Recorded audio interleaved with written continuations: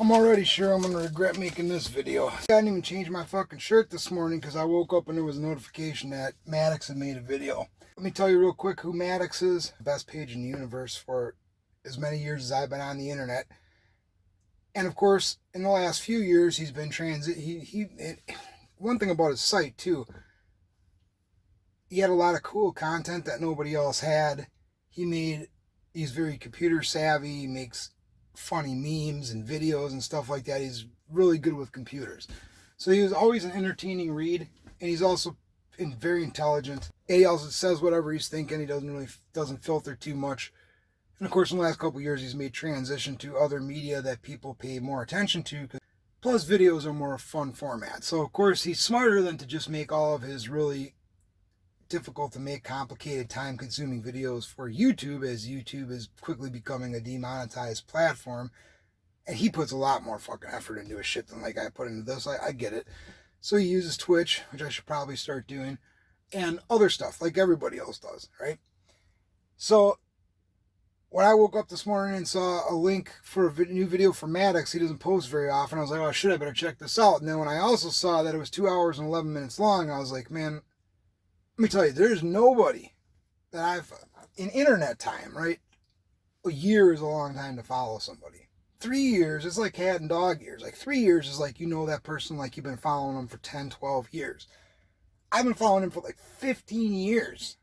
Read so many of his opinion pieces and watched so much of his media. So he is the only person that I could have been talked into to watching a 2-hour video. I mean, some of my videos are long at a half hour, 40 minutes. Even when they include video clips of other shit, I'm surprised anybody watches it besides me. There is nobody I would even consider watching a 2-hour video from. Nobody. I can't think of anybody besides Maddox. Even then, I didn't really want to watch the whole thing. I just felt compelled to. So, here's the thing though, man. He's wrong. And I respect the fuck out of him. He is one of the, if you put respect in tiers of people that I follow or have followed in the 15 years that I've been on the internet,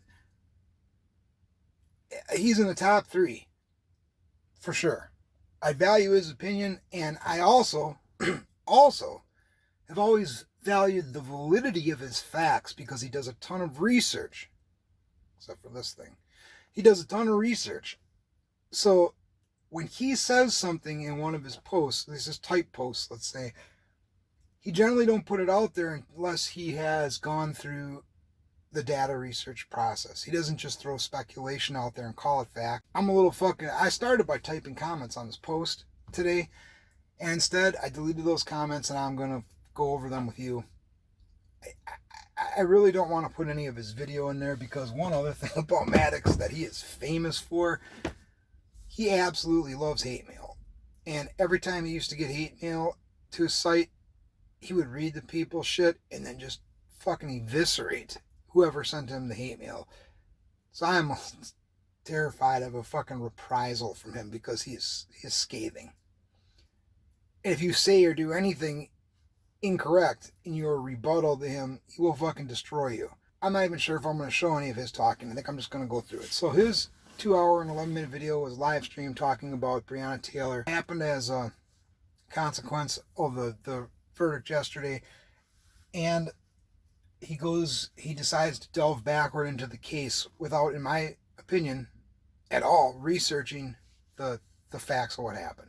The first 15 minutes, I'm going to post a link to the video down below. The first 15 minutes or so, something like that, you can skip. You can skip ahead, so it's actually under 2 hours.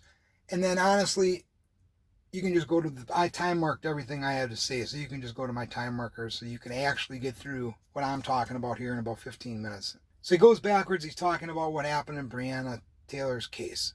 First thing I'll note is that he has not at this point read the Tatum report, which this isn't just Brendan Tatum's opinion of stuff that's happened. He has leaked this document, and this document has been called official by people all over the mainstream media. So this isn't just Tatum making up a document. The city of Louisville is like, fuck, somebody leaked this. So this was a real document, okay? This is not Tatum making this shit up, right? Any of his editorial is different, but the document itself, however he got a hold of it, he leaked it. What he does is he starts with this analyzation of this WDRB article about Breonna Taylor and about the fact that Jamarcus Glover, is his name, was offered a plea deal initially that included he would have to state Breonna Taylor's involvement, which apparently, according to this news article, he turned down. And Maddox is just going after, like, well, this is absolute proof that he's guilty, because who else or why else would they go after him to try to get him to implicate Breonna Taylor besides they had no evidence? He also says that the cops were at Breonna Taylor's house primarily on the premise that she was the money launderer for Jamarcus Glover, and that he doesn't even understand why they would bother going to her house for drug laundering. So it's just 30 minutes in, and my comment is, aside from right now already wanting to ask you, how do you know anything in this article is the truth? That shows conversations that he had while he was in jail talking to other people about Breonna Taylor and her holding his oat money. Okay? So what I wanted to ask him is, dude, you don't even once ask him about, you don't even once question whether or not he's telling the truth or what he's saying, even in these jealous calls, is him being honest. You never once question that. Plus, let me remind you how raids work. When the mob went after people Rico style, right? It's pretty simple example. Everybody should understand this. Holding dirty money for the mob, you were sure likely to get your home or business raided. Get the money took, and if you resisted, you got shot. So how is this different? I say resisting is certainly defined by shooting first through a door. He asks, why, if this isn't true, why would this guy say no to a plea deal in July when he was offered this plea deal to implicate Breonna Taylor in exchange for this sentence reduction? Why would he not do it? Because she's already dead. Is he in love with her dead body? Is basically what he said, trying to be fucking sarcastic. And I'll tell you exactly why, dude. The public, the protest. Obviously it's easier to shut the shit down with the admission that she was involved, right? Maddox likes to point out stupid shit. So how stupid is someone who does not see that obviously this guy's smart, right? He's fucking survived in the dope game for a while. That does take brains, whether you fucking think so or not. It does. And he sees, this guy sees what's going on. He knows that if he admits that Breonna was involved, that it takes away momentum from the rioting and the protesting. It also kind of closes the case in relation to that, right? And talk about obvious, the draft plea that was mentioned, naming Taylor as a part of it. If it was just a bullshit cover your ass attempt by Louisville, police, DA, whatever, why was it such a shitty deal? It was like a judge contingent possible parole after 10 fucking years. That was the deal that they offered him, the initial deal in exchange for him fucking naming Taylor. If they were really so concerned about covering up what happened, why wouldn't they give him a fucking sweet deal? That deal sucks. That deal fucking sucks. I wouldn't take that deal either. They wouldn't take that deal based on because they want me to say something about Breonna Taylor. If that was me, I'd take that. I wouldn't take that deal because you're still sending me to jail. You're still giving me a felony. You're going to send me there for fucking however many years and then reduce it to 10 of which I will actually serve unless a judge takes mercy on me early, which ain't never going to happen in that fucking area. And even if it does, 5 to 10 fucking years and you still got to suck a judge's dick to get out, you ain't going to get out. That ain't a deal. That's bullshit. Dude, cops can make shit go away if they want to. DAs can make shit just fucking disappear without any oversight if they want to. So that's not a good deal. That's why he didn't take the fucking deal. He'd be an idiot if he took that fucking deal. And it was their first offer. You don't take the first fucking offer. Especially when you already got a lawyer. People are just no. So then I linked Tatum report to him because I was like, well, dude, he obviously ain't read this thing. Because he'd have to have some kind of fucking opinion on this. And then somebody else in the video in his chat, must have been Twitch streaming, also brought up, there's a Tatum report. Now this fucking idiot who sent him this link, sent him a fucking link to a tweet that Brennan Tatum made that had his website. And if you go to his website to find this report, you got to read through a couple paragraphs of, let's just call it propaganda. Click a link, read through another couple paragraphs of propaganda, click a fucking link. Then you get the fucking meat. The actual report. Okay? But Maddox was more focused on being pissed off that this guy sent him a shitty link. A link to somebody's Twitter that he was caught because he said, I want evidence. And this guy sent him a link to Twitter. So yeah, I understand his initial dismissal of this because, dude, a Twitter fucking post is not evidence. Fuck no. And his site is rife with propaganda because of what he believes. And that's his fucking right to do that. I happen to agree with some of what he says, but I still recognize that it is what it is. It's fucking pushing his own view. But the report is there. So by the time Max gets to the report, he's frustrated. And he's like, man, I ain't going to fucking read all this. I can't even see it. It is hard as fuck to zoom that report bigger, which Tatum probably did because he didn't want other people copying it at high quality.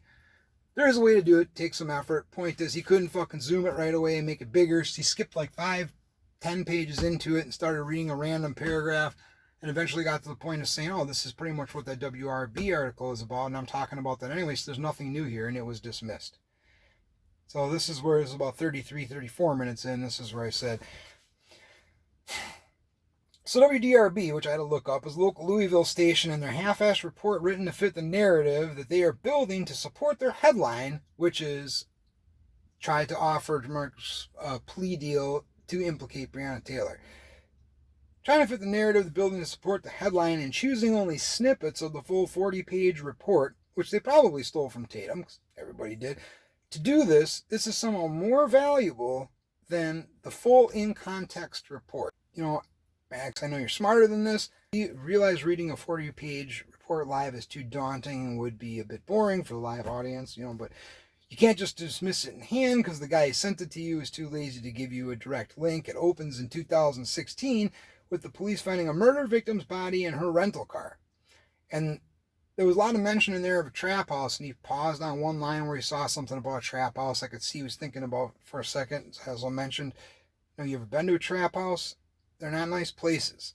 Innocent people don't just drop by trap houses to say hi to their friends.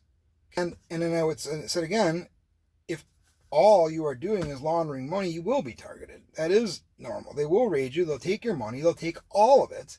Even if you have some money that's not part of the laundered money, they'll still take it. And then it becomes your burden to prove to a court that whatever money wasn't part of the drug proceeds was not from drug proceeds. That's something that gets put on you as the defendant once you get arrested for something like that. Believe me. Okay? And that is by design. So they can fuck you and take everything you have. So they can keep it, so they can reuse your money, whatever. And it is fucking shitty. But also, it's a cost of doing business when you're selling dope. You have to know this. Just saying.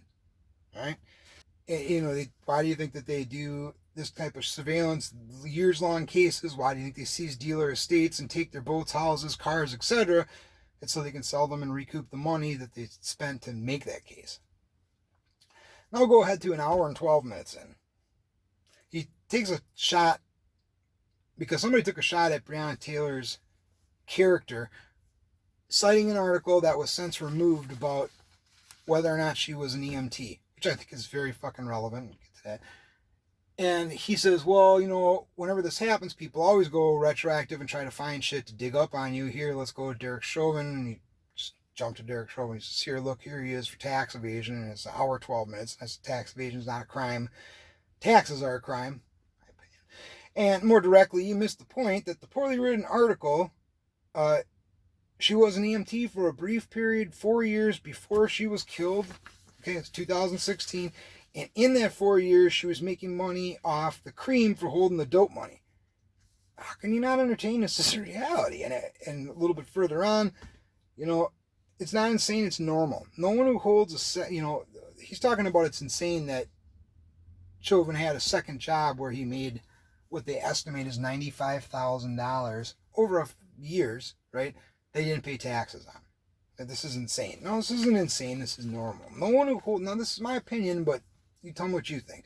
No one who holds a second job to make money for their house payment, for rent, for bills, tries to report it. I mean, that's kind of the point of a non-career second job. You make some bill money, right?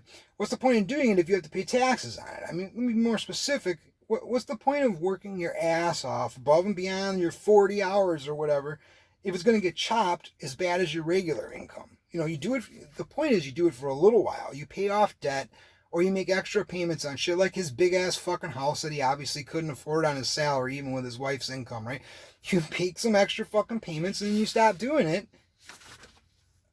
before working all those extra shifts and all that extra hours fucking kills you. Because literally every person I know who has done this, if they're able to do so without reporting the income, is exactly what they do. It's pretty common, I think. Not insane. Certainly not insane. More along the lines of common. All right, now about 1 hour 15 minutes in, he goes to the, even if she was selling drugs, which I didn't find any evidence of, I have to check that again because I don't know what they found in the apartment afterwards. I don't know why it just blanked, and I have to go look through that again. But let's just assume that he got that fact right and that they didn't find anything. He says it doesn't matter. Even if they didn't find anything, or even if they did find drugs, even if they did find money, does it justify them killing them, and does it justify a lot of this other stuff? So it was about 1:15, 1:13, 1:15, 1 hour and 15 minutes. This is where he starts talking about, even if she was fired from her job, and he says this article shows that she quit. It actually showed that she quit and was marked as a do not rehire because of an issue they wouldn't disclose. He says, what does that have to do with it, even if she did quit a particular job years ago, and what does that have to do with why the article disappeared, and why there isn't a clear article out there showing that this happened, right? Because it was an article that was posted and retracted. And I says, additionally, you've seen what the BLM and Twitter mob do to people who don't raise their fist when they're told to, or donate to the cause, or agree in some fashion, right? So why would it confuse you that the mainstream media, which is WDRB is part of what we call the mainstream media, would retract or hide or otherwise lie by omission about finding out facts that make police look like they might have been right, or hide or make Breonna Taylor look, less than as perfectly innocent as they previously had portrayed her, because they previously had portrayed her as an EMT in bed asleep for her shift the next day and shot to death in her sleep, and that's not what happened. Not by anyone's account. Not even the most liberal like the New York Times. Nobody's holding that line anymore. So, yeah, when you're showing something that supports that maybe you got it wrong the first time, not only you have your own personal embarrassment, you have to make a correction. But yeah, why are they going to put that out there? I think that's pretty logical. And, and again, at 1:15 in, he's where he asks, even if that's true, does it justify them killing her? No, it doesn't. No, I would never say it does, but, please, shooting at the cops through the door, that does. That's why she died.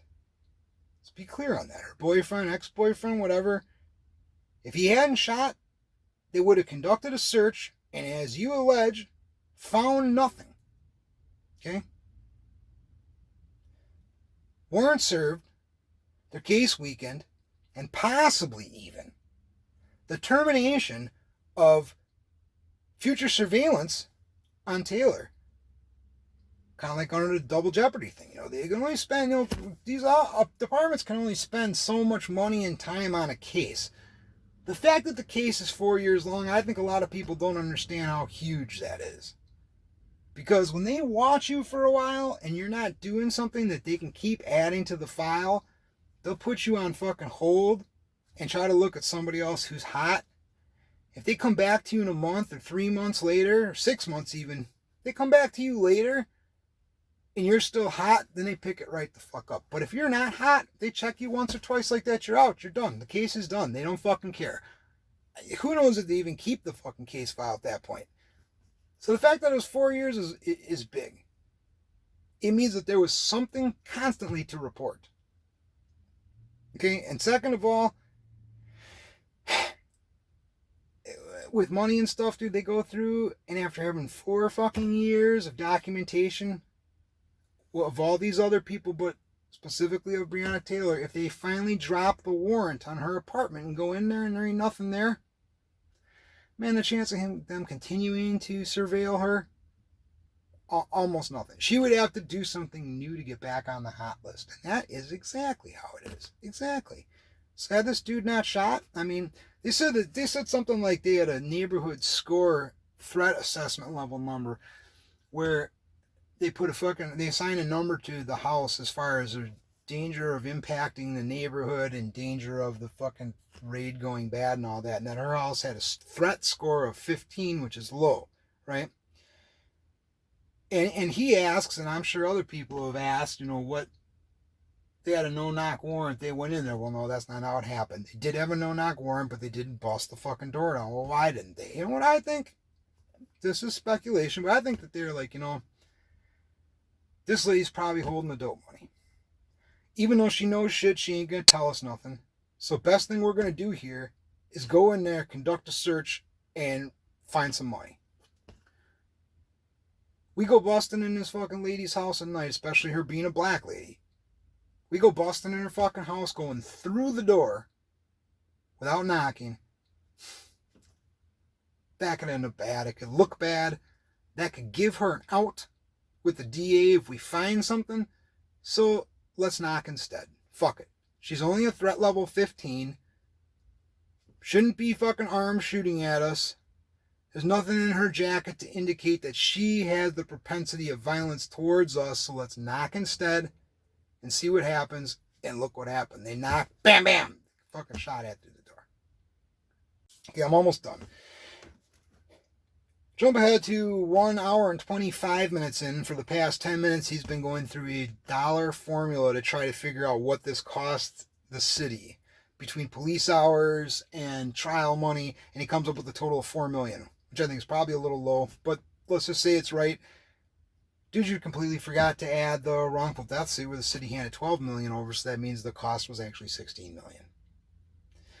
Then his point there is, okay, $16 million, and he's using 4, but 16 gives him even more leeway with this argument. $4 million slash 16, how much money in dope could they have sold? How much could the cops have possibly gotten at one place on one warrant? And in the end, does the cost of human life and fucking money expended to make this investigation equal anywhere near $4 million in drug sales or activity where it justifies this? And his point is no, it doesn't. So this is 1 hour 28 minutes in. So my point here is that logic though means that police never conduct investigations, raids, arrests, etc. when the total drug money earned is below a certain threshold. That would mean that anyone could deal if they just know to keep their total earnings below a publicly acceptable level. I mean, do you see the issue with that? Further, cost that you didn't calculate. How much does it cost the families of the addicted that are buying these drugs, and how much does it cost the community from the fallout of the drug addicted people? And that was another thing in the beginning. They made it sound like Breonna Taylor's boyfriend was dealing weed. She was asleep in the bed, shot dead. Right? This wasn't about weed. They might have been dealing weed, but they were definitely dealing crack and heroin. Okay, those are bad drugs. If you don't know anything about them, they're very bad drugs. So now when you're talking about what I'm talking about here, what about that money cost? What about the rest of the community? What about everybody who's got serious addiction problems who's going to those trap houses and buying that dope? Just saying, if you want to make a math formula, how much money did it cost their family over the years? How much money in fucking policing for those people when they're fucked up in public, get caught, or when they're driving and fucking crash?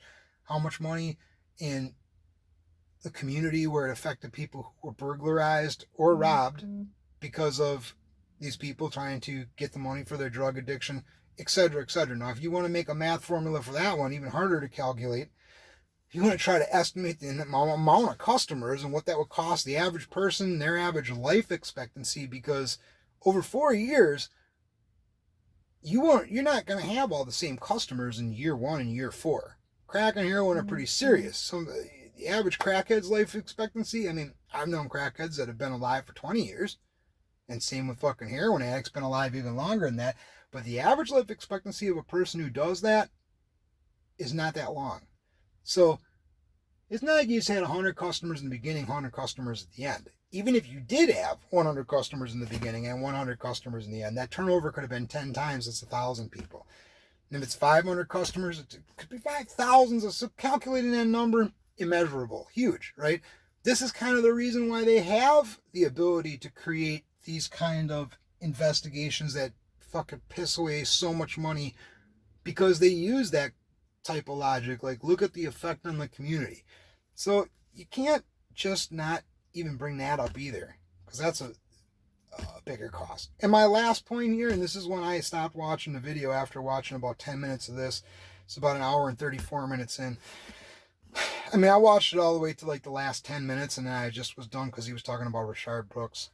At 1 hour and 34, and he just completely characterized what happened in the Rayshard Brooks case wrong.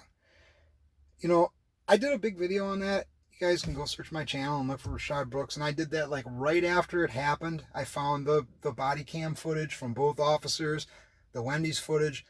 I watched all that exhaustively before I made my video and stated my opinion. And Maddox, he specifically said they didn't try to de-escalate. 100% wrong, dude.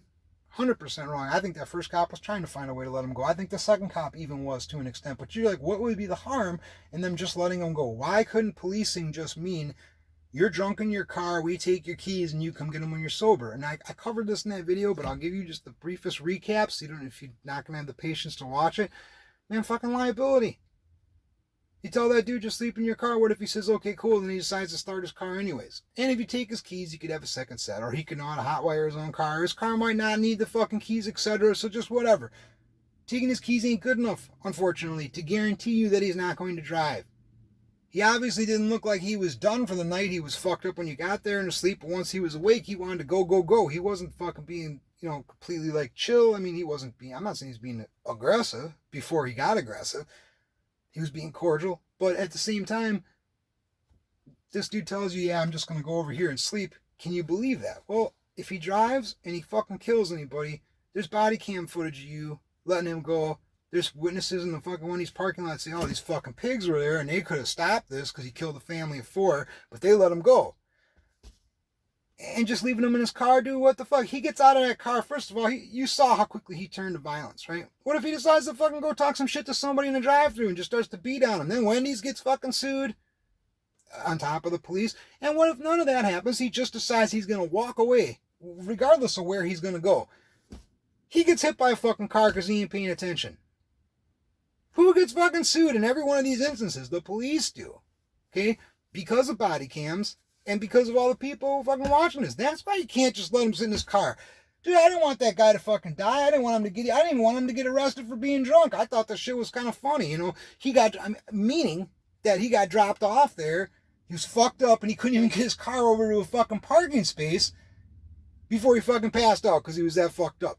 He didn't hurt anybody at that point. Because I believe the part of the story that says he was fucked up with somebody else. Somebody was dropping him off that parking lot. So it means he didn't drive there fucked up. And his driving drunk offense was like 10 feet in the fucking drive-thru. So even as fucked up as he was, I'm going to give him that as you didn't hurt nobody. You probably weren't going to hurt nobody.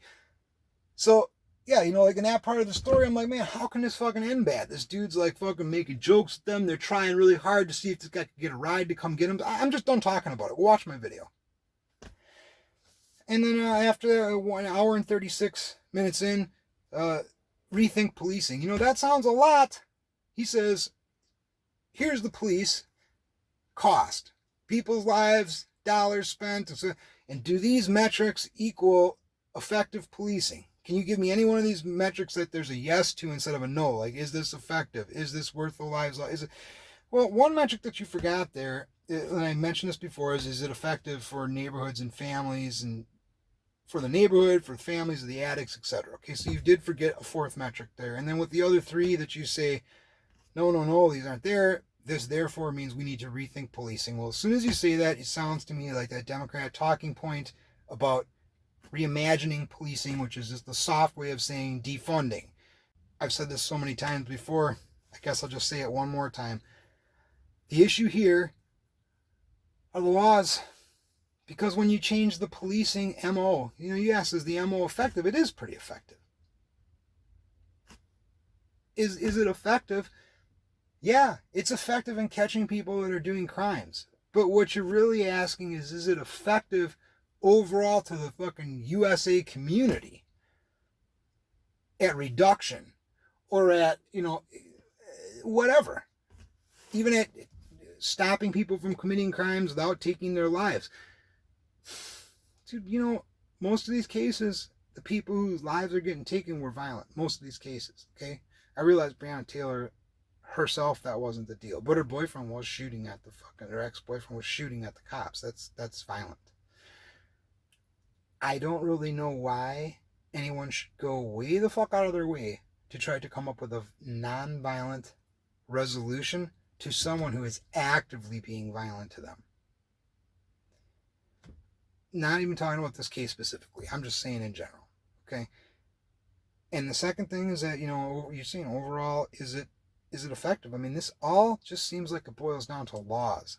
And what if there were non-criminalized laws for drugs, or if drugs were just legal, and if drugs who were known to cause serious addiction and impairment, like crack, heroin, methamphetamines, were regulated in the sense that they have to stay in, there are certain, you know, like a red light district where that's where you can buy them and sell them. That's where you can use them openly on the street or in the privacy of your own home, are the only two places you can use them. If there were areas like that and drugs were legal, then all this drug shit would go out the door. There'd still probably be dealers fighting with each other for territory, maybe. But, you know, so yeah, that's a law problem. Because what you're proposing or insinuating maybe is that the way that we police situations with addictive, debilitating narcotics should change. Why? Why? I'm just saying, seriously, devil's advocate, right? Why? Why should it change? Why should you have I mean, I don't like no-knock warrants. I think the only time no-knock warrants should be involved is when you have a bona fide terrorist. Like a person who will blow up something in the United States. That's a fucking real domestic terrorist. But all other levels of domestic terrorists, no. Every other crime, no. I just don't believe in no-knock warrants. If somebody's that fucking dirty, you can generally catch them by watching them, which then gives you the probable cause to enter or do whatever you got to do. So you don't really need those no-knock warrants. So I never really liked them anyways. But this really isn't even a case of no-knock warrants, Breonna Taylor, because they did fucking dismiss the ability they had to do that, and they knocked. And that, again, that's back to what you said about what's effective. Well, so I don't like the no-knock warrants, but other than that, you know, is this shit effective? Yeah, it's effective. People go to jail for it all the time. The problem here, again, laws. And number two, Maddox, if you gotta look at this. If these guys go to jail on a routine basis in cities all over the country where they're selling debilitating, addictive narcotics, you know, heavy dope, how come they get replaced so easily and so quickly? That's more of a problem, isn't it? Because if there was a bunch of fucking hardcore drug dealers who were selling fucking girl and boy and fucking meth and boy, you know, and then they all got thrown in jail, how come they're all replaced and then the next fucking round it's the same shit? There's still people who are getting shot because they're still doing the same kind of shit, because they're still fucking violent, because the game is still rough. So maybe you should focus that question more on, well, why do people keep trying to take up this mantle of the person in front of them? And dude, even the deal, like I said, the addict doesn't have a real long lifespan. The dealers don't have a real long lifespan. He was in the game for 4 years, man. That's a pretty good run. I mean, there are people been in the game longer, but dude, there are people that are out there less than 6 months and they get popped, they're fucking capped, and they're done. You know, they're in fucking jail or they're dead. So 4 years is a decent run. Like I said, he's obviously smart. Make it that long, you gotta be smart. But you're asking, is policing effective? It's just not the right question. It just goes off the topic and it just goes right to a Democrat talking point. And I realize most of the people talking in that chat weren't wording this shit eloquently, but and I don't want to be fucking torn apart by you, because I really like you. But, you know, I just don't agree with you on this video, man. The issue is the law. Not policing, or even police. Because, you know, you have policing and police. Policing, really, there's really not that much, unless you want to talk about what a civil liberty means and how much independence you should have and how much you should be allowed to do something wrong, even if the fucking police know it's wrong, but they only have certain parameters on that. And that's a constitutional argument, and I could even take that side, but that's not. So let's just say, for the most part, policing it's more police. Are there police who are fucking silently racist? Are there police who are silently classist? Are there police who are silently fucking doing anything to target somebody over someone else, or who are not doing their job properly, taking advantage of unspoken loopholes or other things where they can... So that's more of a police issue. But honestly, with all that stuff, there's tons to bring up, right? Even if they're minute points, it's still worth bringing up. Is the issue really police and policing, or is it law? It's law. I've been saying this for months. It's fucking law. These people's issue, if these protesters are to believe, and if they supposedly want what they say they want, which I've already stated I don't think they do if you've watched my other videos, the issue's law. It's not police. That's it.